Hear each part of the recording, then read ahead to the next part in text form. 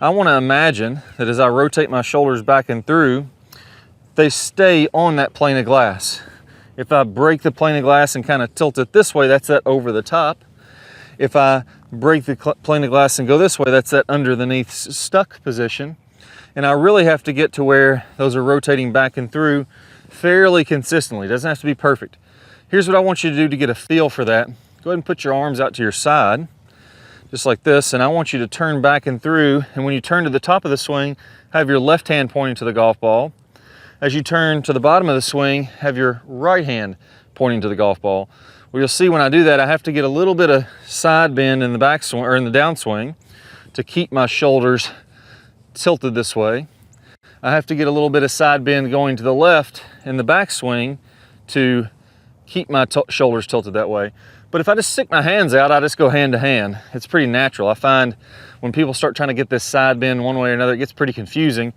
Just stick your arms out, point them to the golf ball, hold the position for 3 to 5 seconds going through, hold the position 3 to 5 seconds going back, and that's going to train the proper tilt of the shoulders. You're going to get pretty comfortable with that.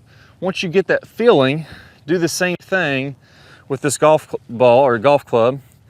And I'm just going to feel like I get into position coming back and coming through. I like to pause here when my club is parallel with the ground in the follow through to get that kind of shoulders tilted down feeling as I'm coming through there. Same thing, I pause at the top of the backswing to feel my shoulders tilted down as I'm doing that. So let's go ahead and hit one, and you'll see how much more consistent it is, but there's still one piece missing to this that I need to go over. There we go, first swing of the day, hit it pretty solid. Felt like everything's nice and consistent there, but there's one thing that's missing, which is the hands.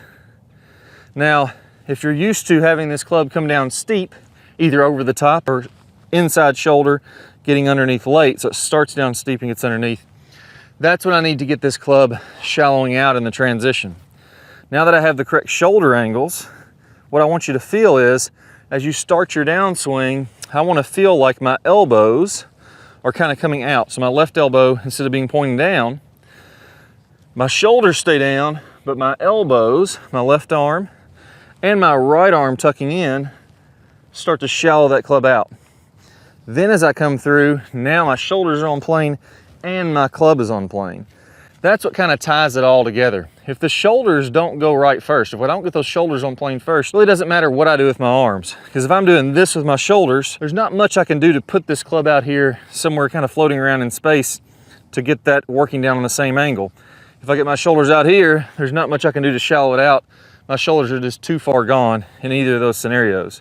So get the shoulders working first, then start to work on those elbows, turning more under, this elbow out, this elbow in, and that's what's going to allow you to get that club finally on a really great plane in the golf swing. Let's go ahead and hit one more here. Now the Blue Brick can take a lot of the guesswork out of this. This is set up to what the PGA Tour average is for vertical swing plane. So if I can match this plane, I know I'm doing it just like the pros.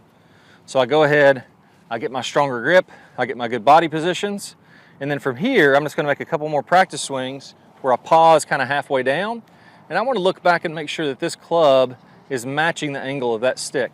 If I'm still steep like this, I need to shallow it out, and really just anywhere shallower than this is fine. The more draw you want to hit, the more you go from the inside, the more closed that club face is. The straighter you want to hit it, you just match it up perfectly parallel with it. So I'm going to feel that position, then I'm going to come back and make a couple practice swings where I do this. Good body alignments, good tilt, lots of room in here. I'm going to match it and pause, and then I'm going to go ahead and try to make a couple practice swings where I feel like I'm making that same swing plane that I just practiced there, but just making a fluid swing. So I'm not hitting a ball yet, I'm just getting used to the motion.